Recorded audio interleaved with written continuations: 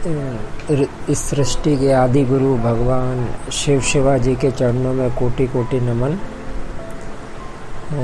आप सभी भक्तों और साधकों का आपके YouTube चैनल महादेव लव में हार्दिक स्वागत करता हूं।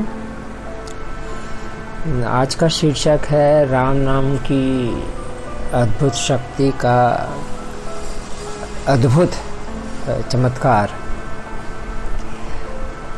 आज मैं आप सभी लोगों को राम नाम की शक्ति का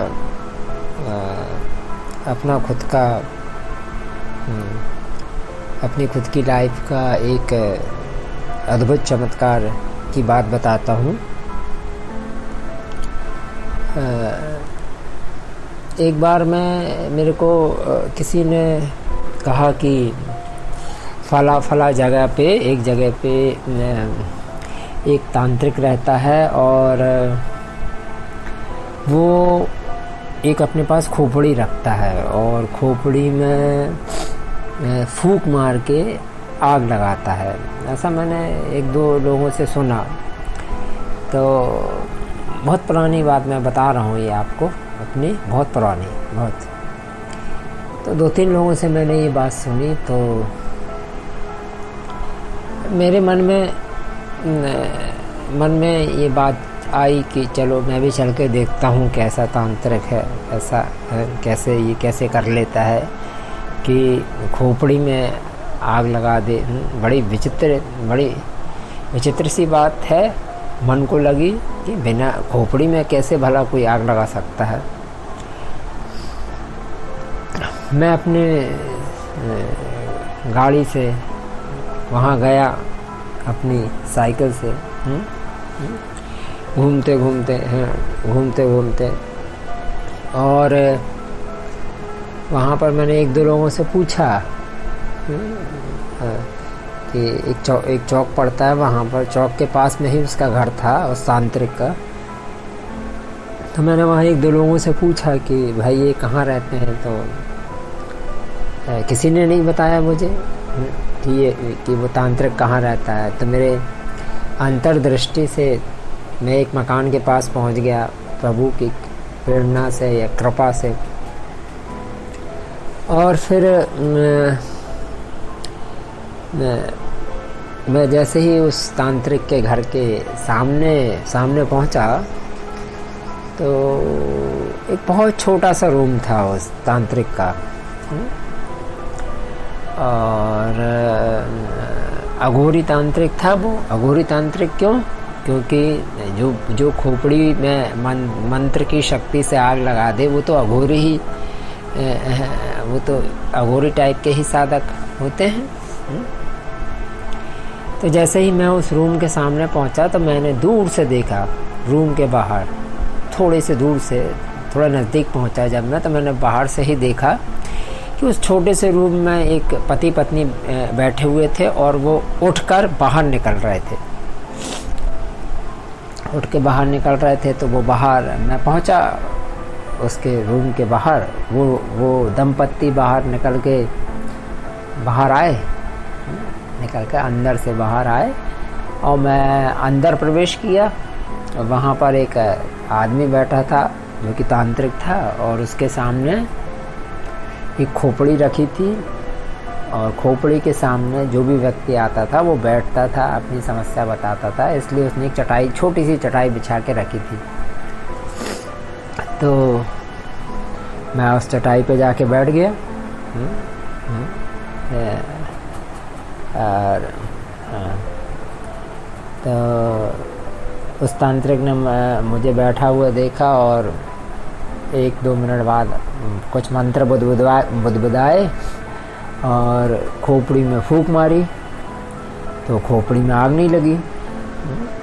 उसने फिर मंत्र बुदबुदाया और फिर फूंक मारी, फिर खोपड़ी में आग नहीं लगी। मैं सामने ही बैठा था उसके बिल्कुल नज़दीक। जब दो बार आग नहीं लगी उसके मंत्रों की शक्ति से, तो मैंने उस अघोरी को देखा और यहाँ वहाँ देखने लगा और मैं कुछ हल्का सा मुस्कुरा दिया। मुस्कुराहट आ गई मुझे हल्की सी। उसने फिर तीसरी बार एक फूंक मारी और फिर आग नहीं लगी। तो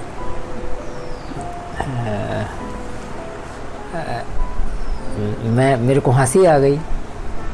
तो उसने मुझे देखा गौर से और बोला कि इस खोपड़ी में आग तब लगेगी जब इस रूम के बाहर जो गमले रखे हुए हैं, उसके रूम के बाहर, छोटा सा रूम था, बिल्कुल छोटा सा, उस रूम के बाहर दोनों तरफ की, मतलब बाहर निकलने का जो गेट था उसके दोनों तरफ गमले रखे हुए थे। उस गमले में कुछ पौधे लगे हुए थे। तो उसने मुझसे कहा कि जब इस खोपड़ी में आग तब लगेगी जब तुम ये गमले में से पत्ती तोड़ के लाके मुझे दोगे, और पत्ती जब इसमें डाली जाएगी तो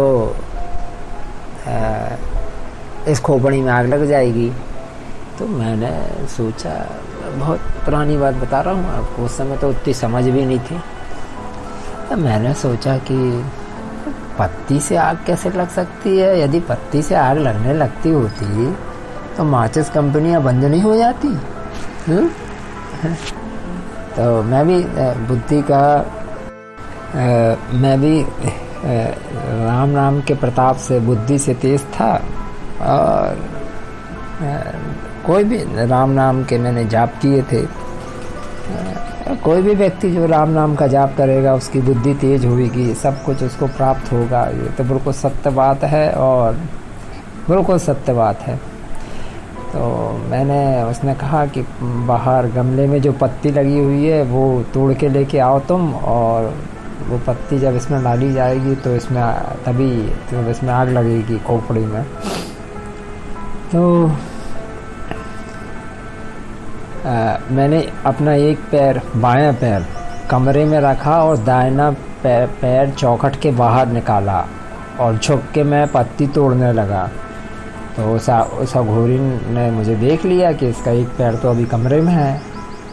तो उसने मुझसे बोला, नहीं, ये वाली पत्ती नहीं, ये पत्ती नहीं, वो जो दूर पत्ती लगी हुई है,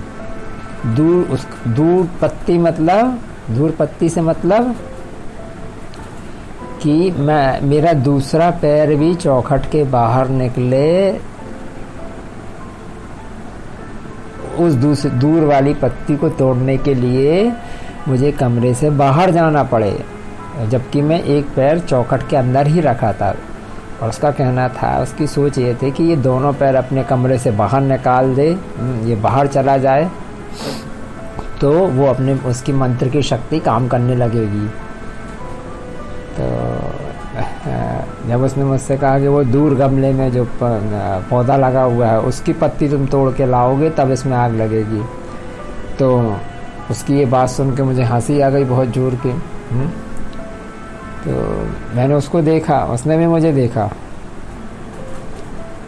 मैंने कहा कि मुझे बहुत जोर की उसको देख के मुझे बहुत जोर की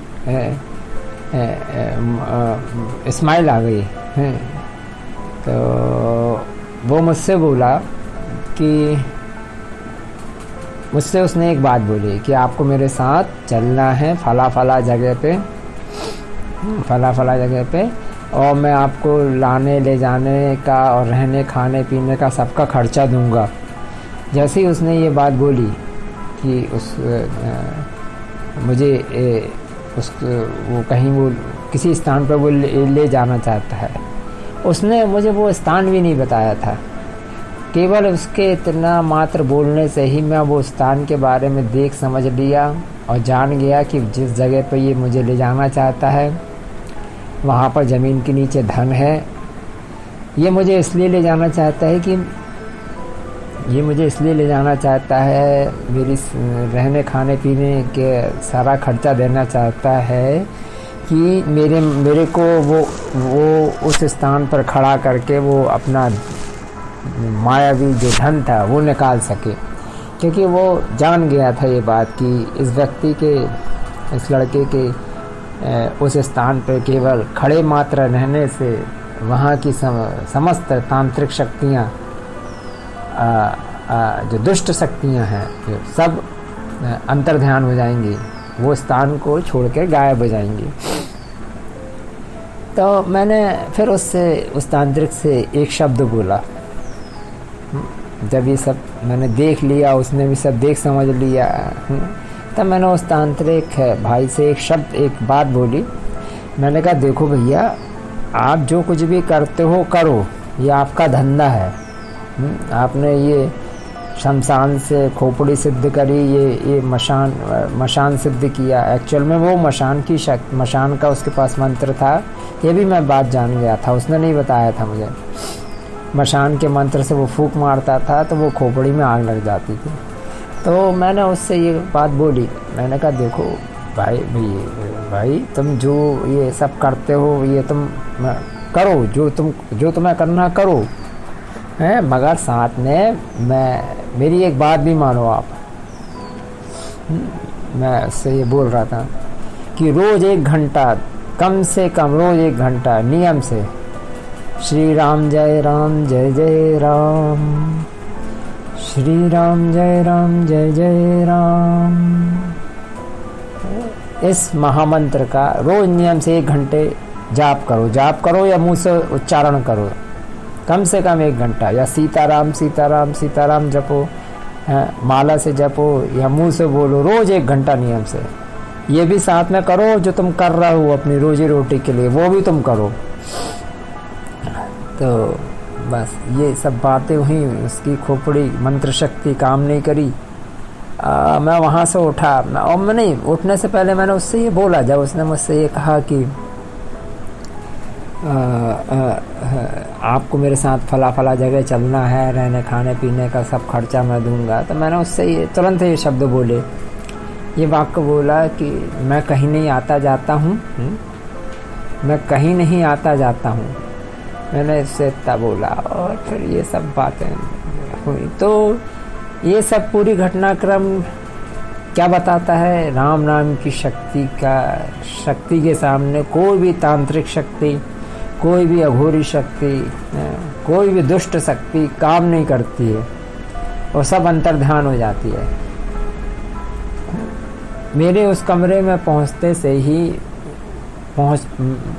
से ही उसने जो मशान का मंत्र पढ़ा था, तो उसका मशान कमरे के अंदर प्रवेश नहीं कर पा रहा था, क्योंकि मैं कमरे के अंदर था। क्यों नहीं मशान अंदर प्रवेश कर पा रहा था? क्योंकि मैंने राम नाम के जाप किए थे, और राम नाम की जाप के प्रभाव से उसका जो मशान था वो बाहर से अंदर नहीं उसके पास आ पा रहा था।